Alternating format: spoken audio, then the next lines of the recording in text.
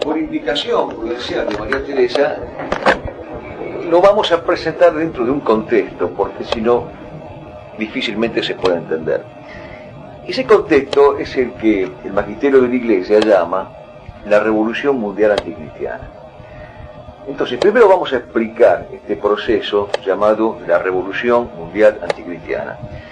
Y después, como una parte específica de este proceso, la cuestión de la masonería. E iremos por partes, ya que algún tiempo tenemos. ¿A qué se llama movimiento de la Revolución Mundial Anticristiana? A todo un proceso histórico que significa la destrucción de la cristiandad occidental y que llega hasta nuestros días a través de distintos pasos.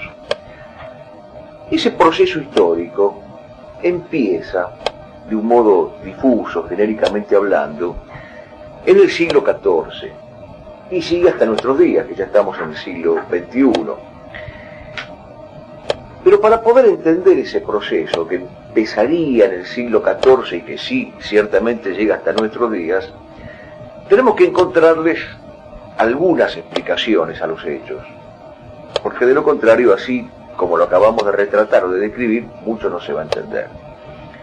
Hemos dicho que es el movimiento de la Revolución Mundial Anticristiana. Hemos dicho que es un proceso histórico que se da en el tiempo, que empieza genéricamente hablando en el siglo XIV y que se extiende hasta nuestros días.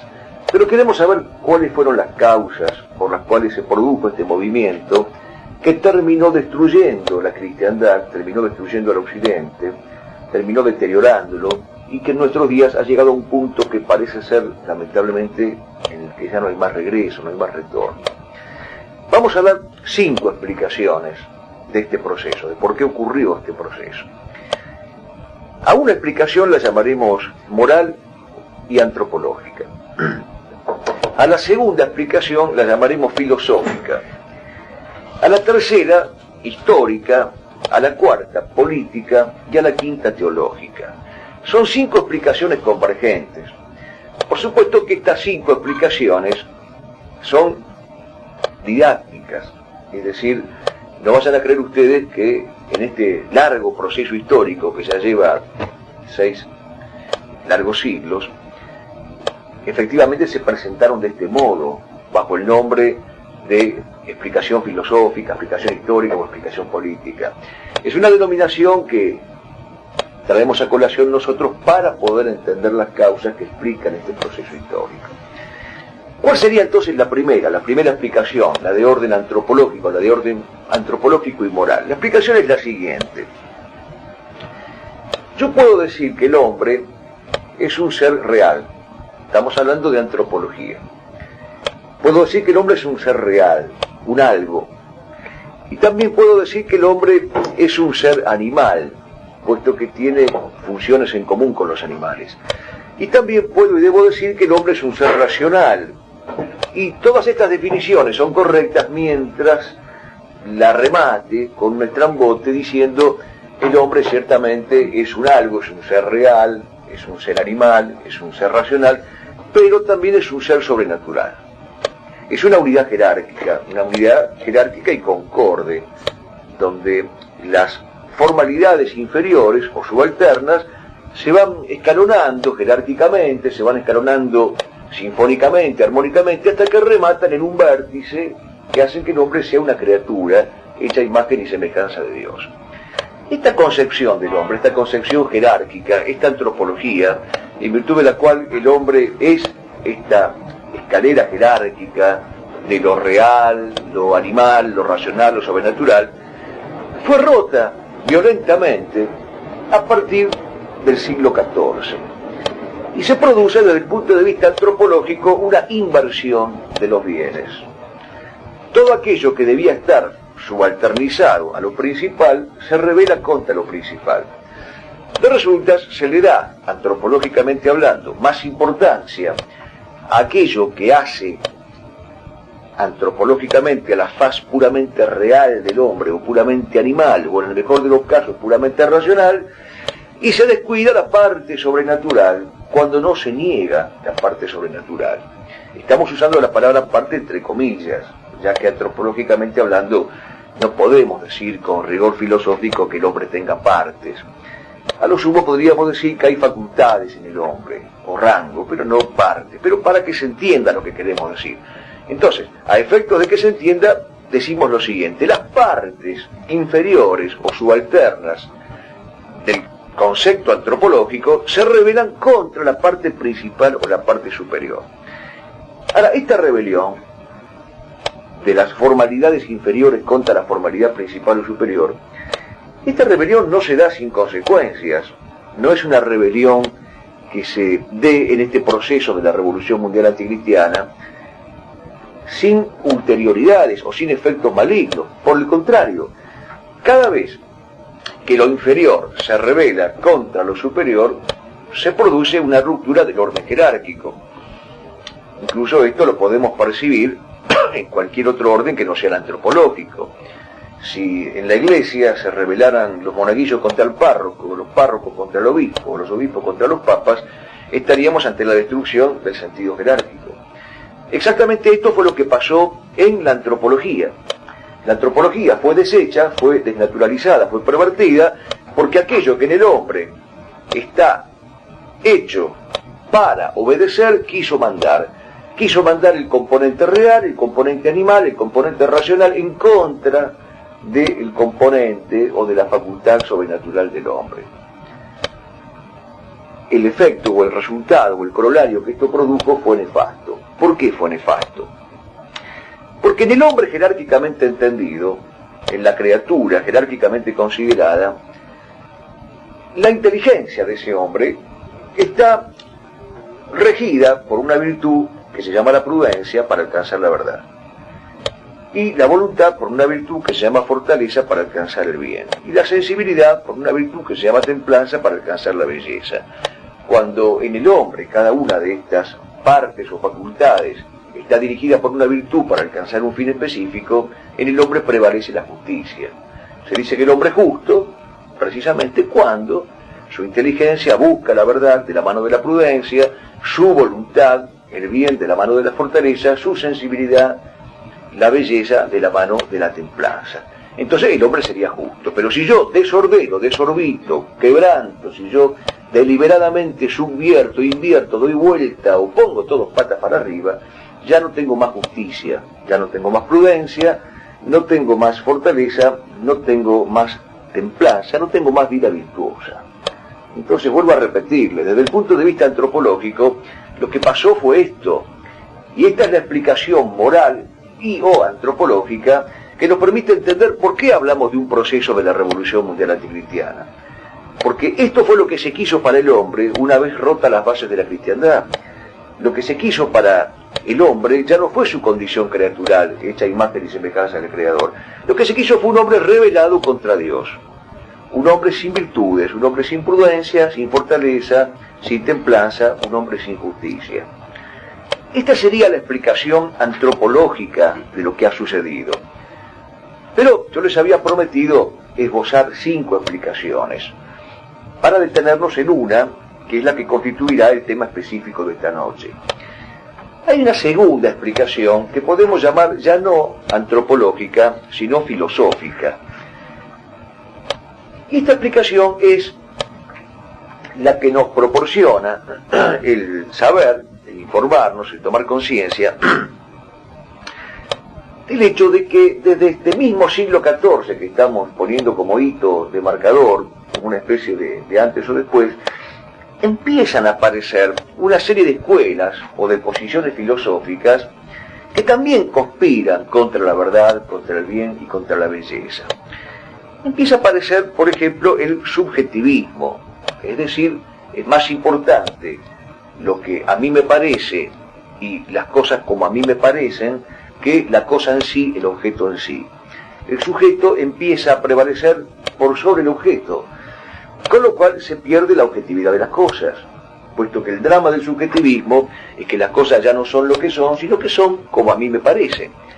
Pero como somos muchos, aquellos a los cuales nos parece que las cosas son de determinada manera, entonces hay un montón de puntos de vista, hay un montón de opiniones, y lo que la cosa es en sí misma se extingue en un mar enorme de opiniones, de puntos de vista, de pareceres, etc. Entonces el subjetivismo es una de esas corrientes, una de esas posiciones, una de esas perspectivas filosóficas que fue enturbiando las aguas limpias de la cristiandad y que fue provocando este proceso de la revolución mundial anticristiana.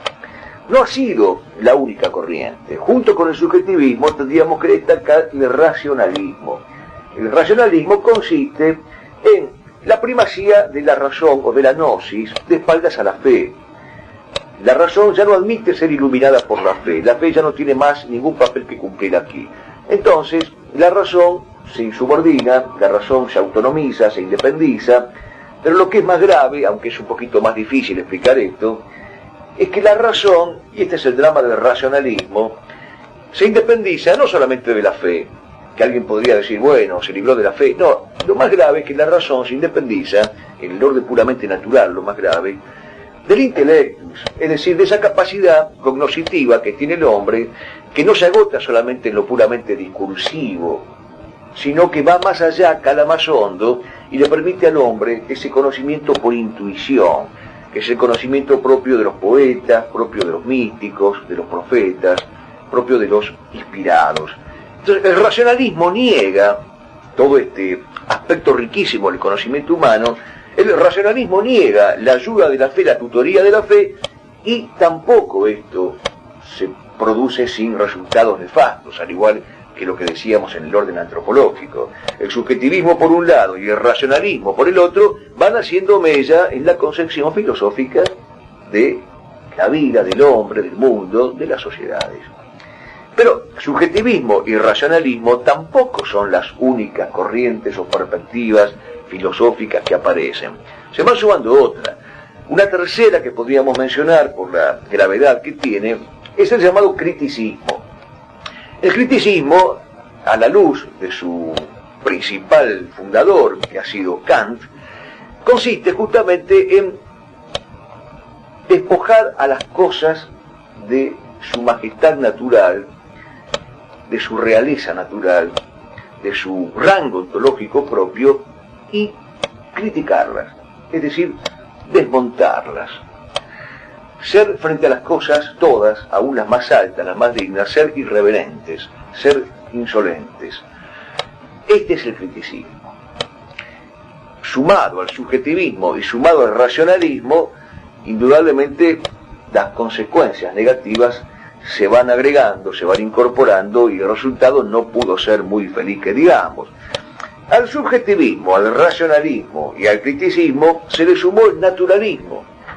El naturalismo, consecuencia de los errores anteriores o de las perspectivas erróneas anteriores, consiste sencillamente, aunque hay varios grados de naturalismo, explica bien el Papa León XIII, consiste en la omisión o negación de lo sobrenatural. De manera tal que la única mirada que el hombre posee, para la perspectiva naturalista, es la mirada inmanente, la de las cosas de abajo, la de las cosas de la tierra. Y se deja de lado la mirada trascendente, la mirada celestial, la mirada de lo invisible, que también ha sido creado por Dios. Subjetivismo, racionalismo, criticismo, naturalismo. Todo esto ya era demasiado, pero aparecen otras perspectivas u otras corrientes filosóficas que terminan de enrarecer un panorama ya bastante complejo. Otra de esas perspectivas es el materialismo, que posiblemente sea la cosmovisión más conocida o la que mayor incremento ha tenido en los últimos años, e incluso la que está de moda en nuestros días.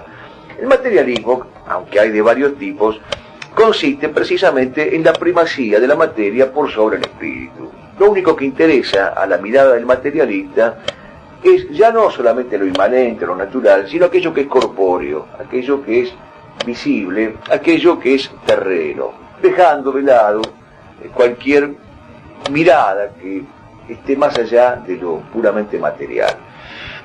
Ahora bien, estas corrientes o estas perspectivas desembocan en otra, que posiblemente sea la más fatal de todas, y la que en alguna medida las engloba a las demás, que es la corriente llamada nihilista.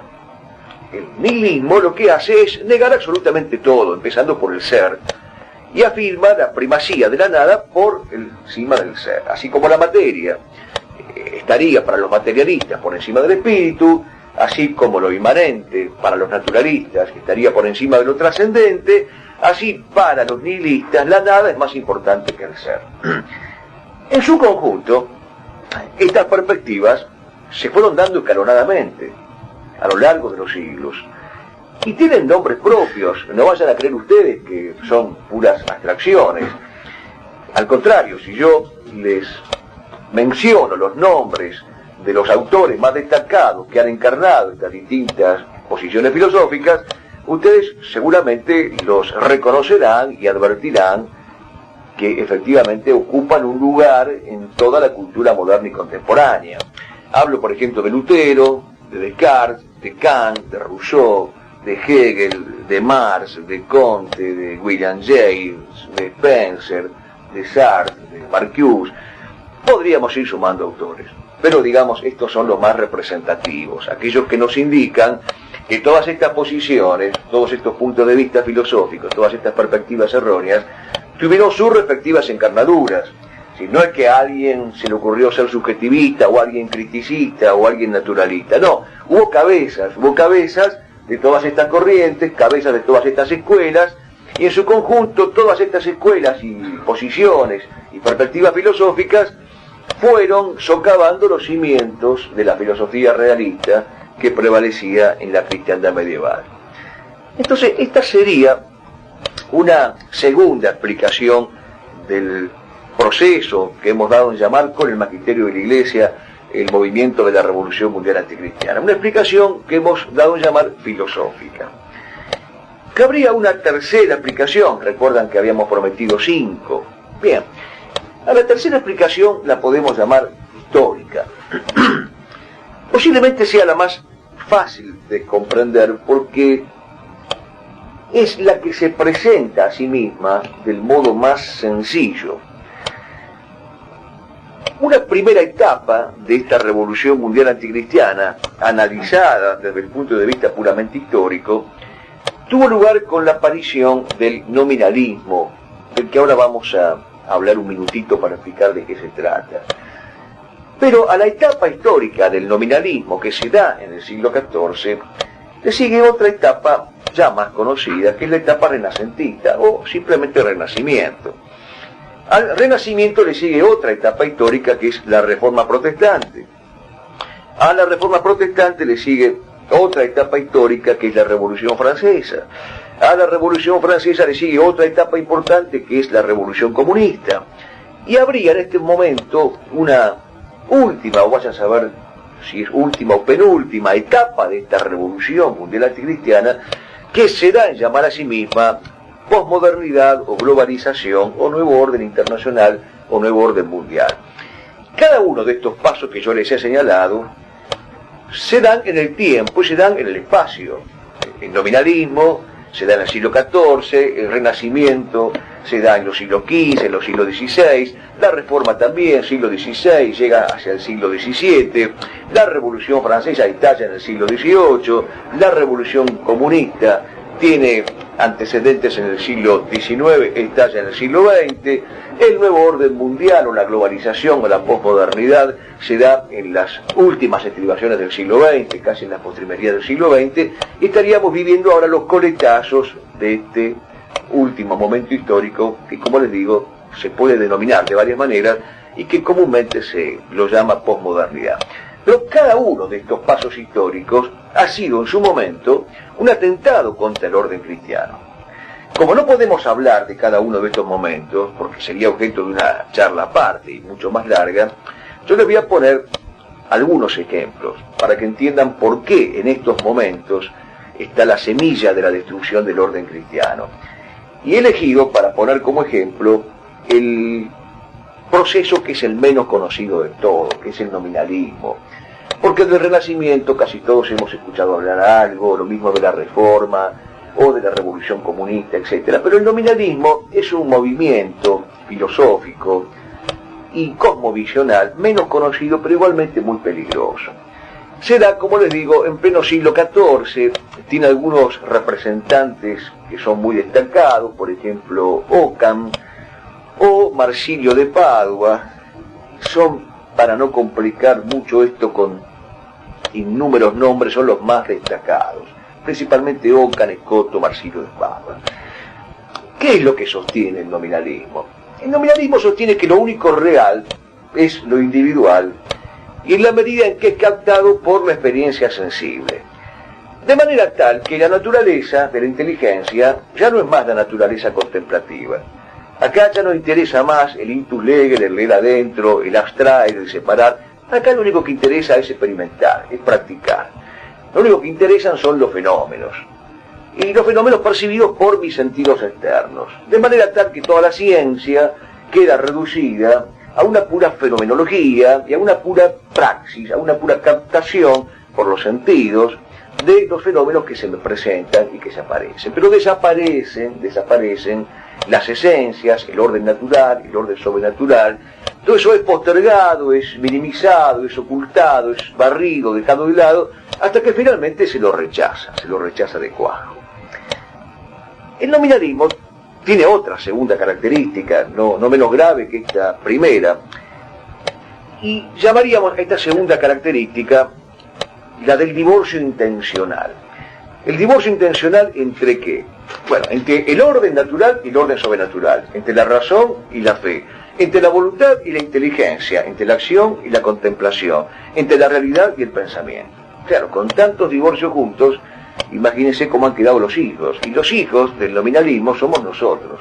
Hemos quedado convertidos en víctimas de esta sucesividad de divorcios. Los hombres modernos, consecuencia de aquellos polvos que trajeron estos lodos, los hombres modernos vivimos divorciados. Creemos que por un lado va la fe, por otro la razón, por un lado la acción, por otro la contemplación, por un lado la realidad, por otro lado nuestro pensamiento.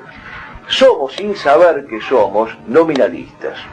De allí la importancia que tiene el estudio de este error histórico que se da, como les decía, en pleno siglo XIV. San Anselmo, que con toda razón y derecho estaba encolerizado contra los nominalistas, los llamaba los dialécticos de nuestra época. Y es verdad, porque los dialécticos se mueven permanentemente en la contradicción sin afirmar jamás el principio de identidad. Entonces, negando constantemente el principio de identidad, las cosas para un dialéctico pueden ser y no ser al mismo tiempo, dado que para ellos es más importante el principio de contradicción que el principio de identidad. Negado el principio de identidad, todo, absolutamente todo, se desmorona. Y yo diría que una tercera característica de los nominalistas, o en general del nominalismo, es lo que se llama, porque ellos mismos lo llaman así, la negación de los universales. Los universales son las sustancias o las esencias de las cosas. Por lo tanto, desaparecidas las sustancias o las esencias de las cosas, negadas y afirmada exclusivamente la existencia de los hechos empíricos, el hombre se convierte en un pragmatista, el hombre se convierte en un utilitarista. Las cosas son en la medida en que pesan, sirven, valen, le causan provecho material, en que resultan redituables. Lo más importante es la praxis, lo más importante es la acción. El agravante de esta posición nominalista en nuestros días es que se ha reducido el pensamiento a praxis, y entonces los hombres de ciencia o los investigadores o los supuestos hombres sabios están convencidos de que dedicarse a la ciencia o dedicarse a la sabiduría o dedicarse a la investigación científica es nada más que una pura praxis que se ejecuta con fenómenos. No hay esencias, no hay bienes, no hay valores, y todo resulta desnaturalizado y desencializado. Esto es nada más que un ejemplo. Yo les decía que he tomado el caso del nominalismo porque me parece que es el menos conocido de todos estos momentos históricos que yo les he nombrado.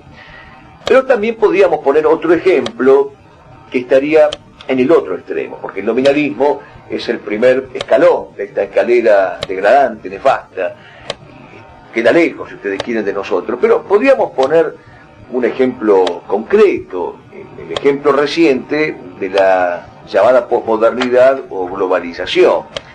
Pues bien, ¿qué es lo que propone la globalización? Propone un mundo uno, en el cual desaparezca la noción de patria. Una tierra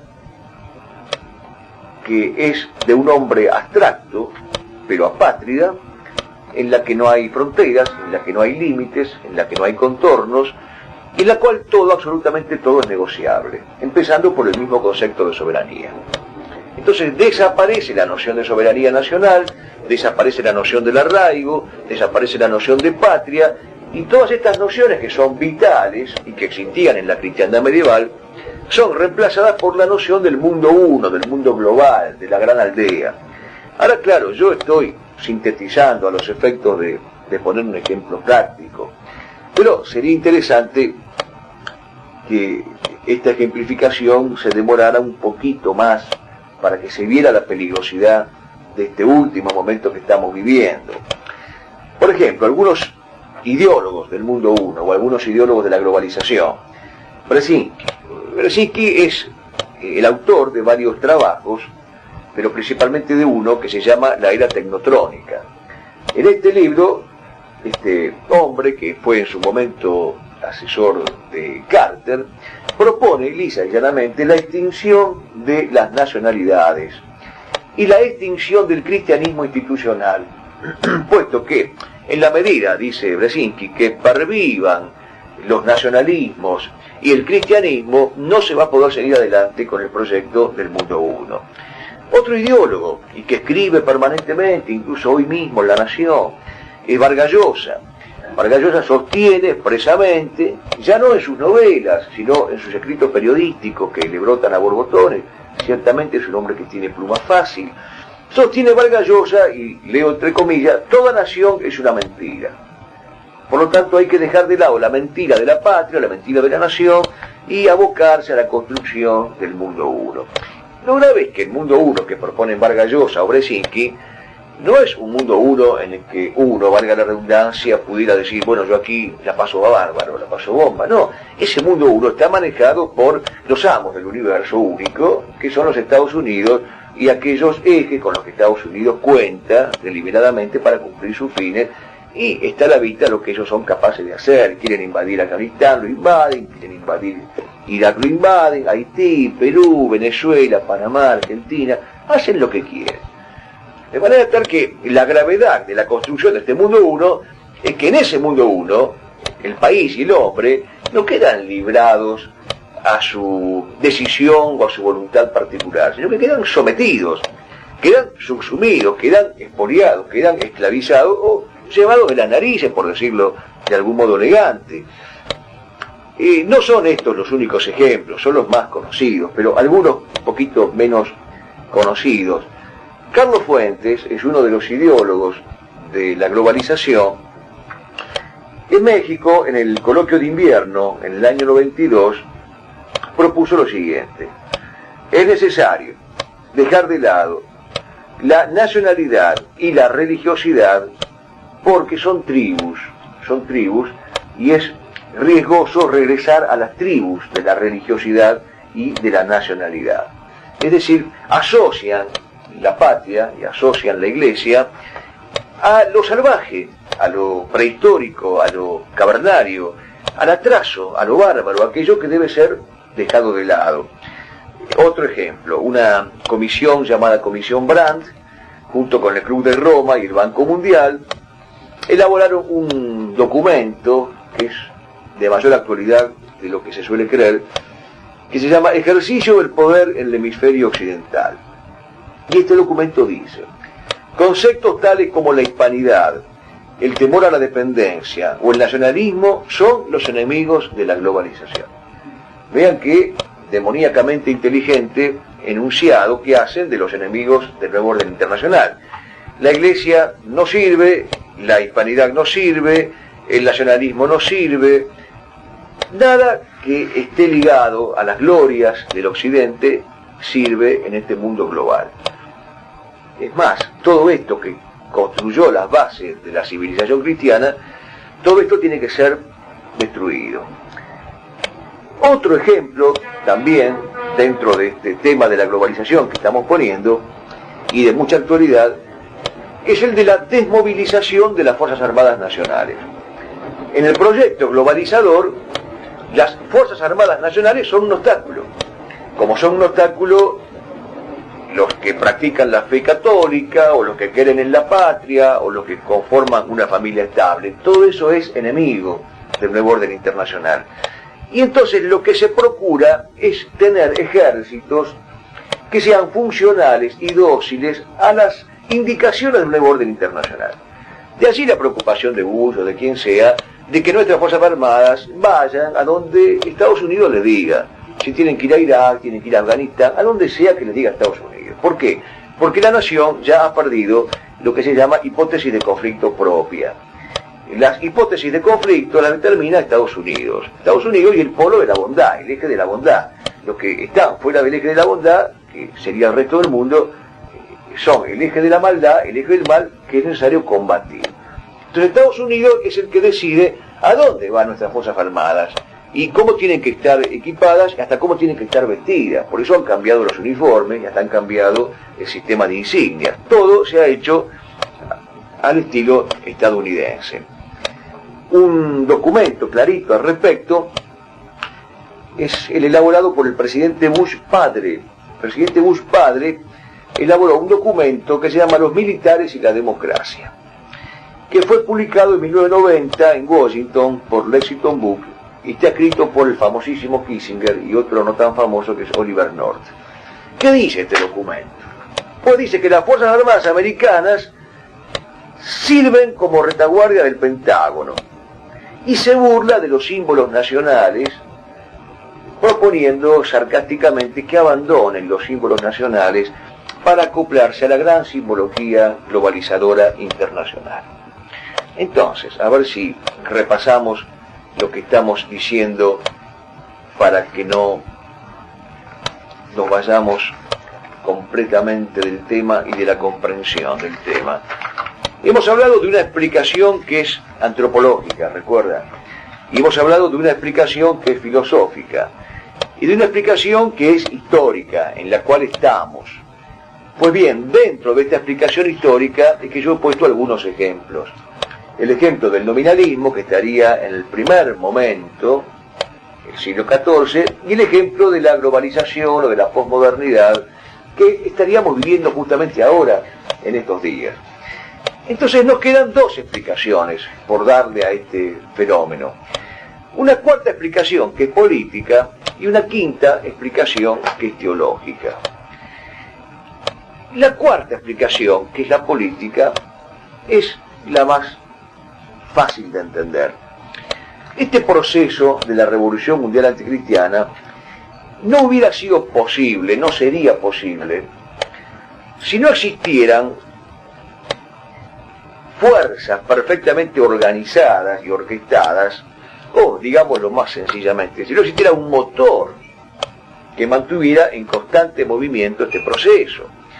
Porque por sentido común sabemos nosotros de que todo aquello que se mueve porque tiene un motor. ¿Por qué se mueve este proceso de la revolución mundial anticristiana? ¿Por qué desde el siglo XIV viene moviéndose y llega hasta nuestros días y nos agobia y nos asfixia y nos obliga a ocuparnos y a explicarlo? Pues bien, se mueve porque tiene un motor.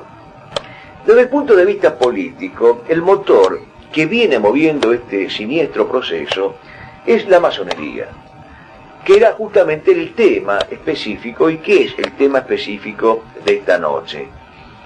Vamos a estudiar lo que es la masonería para que ustedes comprendan por qué a la masonería le adjudicamos el carácter de motor y de explicación política de este proceso de la revolución mundial anticristiana. Pero, justamente por cuestiones didácticas, voy a dejar para el final la explicación cuarta, que es la explicación política. ¿Por qué? Porque había prometido 5 explicaciones y la quinta es justamente la que permite entender todas las demás. Pero la quinta es particularmente la que permite entender la cuarta, de la que vamos a hablar. La quinta explicación es teológica y es dramáticamente simple, es patéticamente simple.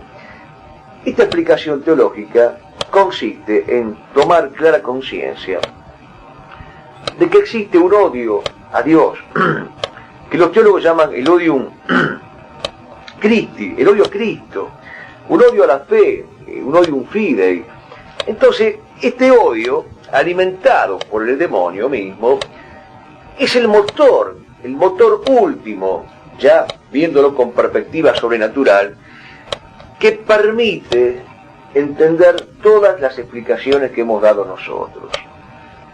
Existe tanto mal desparramado en el mundo y se vienen dando tantísimas manifestaciones de mal en el mundo, se insiste en destruir las bases de la cristiandad, se acabó con la cristiandad, porque hay un odio a la fe, porque hay un odio a Jesucristo, porque hay un odio a Dios, porque hay un odio a la verdad, hay un odio a la iglesia. El gran odiador es el demonio, por eso detrás de este odio está la figura del demonio, que es el que impulsa el odio contra lo que debería ser amado. Ahora, claro, cuando sale este tema de la inspiración demoníaca, del odio contra la verdad, del odio contra la fe, contra Cristo, contra Dios, contra la iglesia, cuando sale este tema, digo, algunas personas, aún las bien intencionadas, suponen que puede ser esto una exageración personal, es decir, algo así como hasta ahora veníamos bien, pero de repente esta explicación con el diablo ya mucho no me cierra, mucho no me convence. Entonces yo lo que les quiero decir es que no soy yo solo, mejor dicho, no soy yo solo el que estoy diciendo que detrás de este odio está la presencia del demonio, sino que son los interesados, es decir, los ideólogos de este odio a la verdad, a la belleza, al bien, a Cristo, a la iglesia, etcétera, son los que han dicho expresamente que están movidos por un odio satánico. Entonces yo siempre, cuando explico esta cuestión, digo lo mismo. Hagamos un paréntesis. Supongamos que el demonio no existe, supongamos que lo inventamos nosotros los católicos. Hagamos un paréntesis y digamos que nosotros, dentro de este paréntesis, no creemos que el demonio exista, porque somos racionalistas, somos modernos, somos criticistas, entonces no admitimos esto. Pero yo quiero que me expliquen por qué entonces los ideólogos del subjetivismo, del racionalismo, del naturalismo, del materialismo, del pragmatismo, del marxismo, del liberalismo, ¿por qué los ideólogos han hecho expresa referencia al demonio? No una vez, centenares de veces. ¿Por qué? Porque ellos creen efectivamente en el demonio. Con la diferencia, porque también creemos nosotros, ahora ya saco el paréntesis, también creemos los católicos en el demonio. Pero ¿cuál es la diferencia? Que ellos creen que el demonio debe ser servido, y debe ser venerado, y debe ser adorado, y debe ser amado.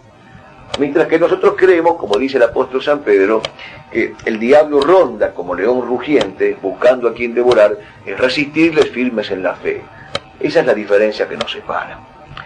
Entonces, sin la quinta explicación, no se entiende ni la explicación antropológica, ni la explicación filosófica, ni la explicación histórica, ni la explicación política. Porque las cuatro explicaciones que hemos intentado dar previamente, en definitiva, en última instancia, se entienden porque hay un odio de inspiración demoníaca a la verdad, al bien, a la belleza, a Jesucristo, a la fe, a todo aquello que construyó la gloria de la cristiandad. Esta es la última explicación. Entonces, ahora sí, con las 5 explicaciones a cuestas, ahora sí me voy a demorar en el tema específico de esta noche, que era el de la masonería. Y voy a hacer una aclaración previa. El tema es absolutamente inagotable.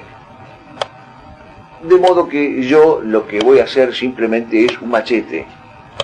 Es decir, yo voy a presentar una guía del tema, una guía de un modo muy didáctico. Después vamos a hacer un recreo, que es como hacemos siempre. Después voy a volver sobre el tema con algunos textos que quiero que escuchen y que analicemos juntos para que vean la actualidad de este problema. Y después, si hay preguntas, como siempre, contestamos todo lo que sea necesario. Entonces, ahora vamos a explicar qué es la masonería, pero en el contexto de estas 5 explicaciones, sin las cuales no se entiende, porque una sociedad que era católica, que era cristocéntrica, que era jerárquica, desapareció, se extinguió y tenemos lo que tenemos en nuestros días. ¿Cuál es el origen de la masonería? Primera pregunta. No se sabe. Es decir, los mismos miembros de la masonería utilizan como táctica mantener los orígenes de la institución en el secreto, en la oscuridad, en la duda o en la incertidumbre. Y algunos llegan hasta tal punto en esta táctica o en este ardid de mantener en secreto y en la oscuridad los orígenes, que inventan un origen que sería extraterrestre, como para darle todavía mayor misterio, o mayor atractivo, o mayor fuerza. Por ejemplo, existe un masón llamado James Oliver, que escribió un libro que se denomina Antigüedad de la Masonería. Este señor, muy suelto de cuerpo, muy convencido de sí mismo, sostiene que la masonería es un invento extraterrestre. En la Argentina hubo un destacado masón llamado Rolando Rivier, que llegó a ser secretario de redacción del diario La Nación, y que escribió en la revista Símbolo, que es la revista oficial de la masonería que todavía existe y sigue saliendo, en el número 5 del mes de mayo de 1979, lo siguiente. Como liberal, dice Rolando Rivier, siempre dispuesto a aceptar que una verdad ceda sitio a otra verdad, adviertan entre paréntesis, cómo el liberal se define a sí mismo como aquel que no ama la verdad, sino al contrario, el que está dispuesto a reconocer que se puede modificar por otra y así ininterrumpidamente. Cierro el paréntesis. Como liberal declaro que no me desconcertaría recibir la visita de un extraterrestre. Me preparo a saludarlo con el toque correspondiente porque lo más probable es que también sea masón. Entonces, ¿cuál es el origen de la masonería? ¿Es incierto? No, no es incierto.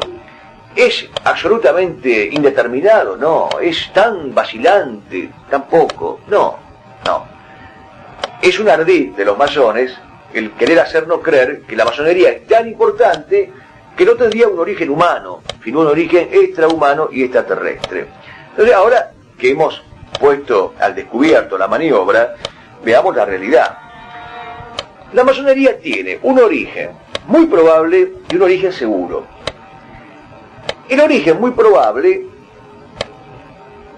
está en las cofradías o en los gremios medievales, en los cuales se habrían infiltrado elementos judaicos, elementos cabalistas, elementos talmúdicos, y valiéndose de la organización de esos gremios, corporaciones o cofradías, y valiéndose de los símbolos, recuerden esto, las habrían infiltrado y se habrían apoderado de esas cofradías o gremios con fines contrarios a aquellos fines por los cuales funcionaban esas instituciones de orden natural. Hay abundante material probatorio de esta hipótesis, pero hay una prueba que es muy reconocida. La palabra masonería significa literalmente albañilería, porque la palabra masón significa, en realidad, no albañil, sino la masa o el instrumento por antonomasia de la actividad del albañil. Como la masa, es decir, el martillo grande, era la herramienta emblemática del albañil, al albañil también se lo conocía como el masón, o sea, el que portaba la masa o el que portaba el martillo. Y por lo tanto la palabra masonería significa albañilería. Y no es casual que todos los signos, todos los símbolos, todos los códigos, todos los pases de la masonería estén tomados de estas cofradías de los albañiles medievales, pero por supuesto con un significado invertido que ahora vamos a ver. Entonces, es muy probable que efectivamente la masonería haya surgido como consecuencia de este proceso de destrucción de la cristiandad que antes advertíamos a través de esas 5 explicaciones. Es muy probable que justamente en el siglo XIV, que fue el siglo en el que se le dio la espalda al gran siglo XIII, que fue un siglo esplendente para la catolicidad, es muy probable, digo, que en ese siglo XIV elementos salidos de la sinagoga de la antiglesia se hayan mimetizado e infiltrado en estas corporaciones y hayan engendrado las primeras células o logias masónicas.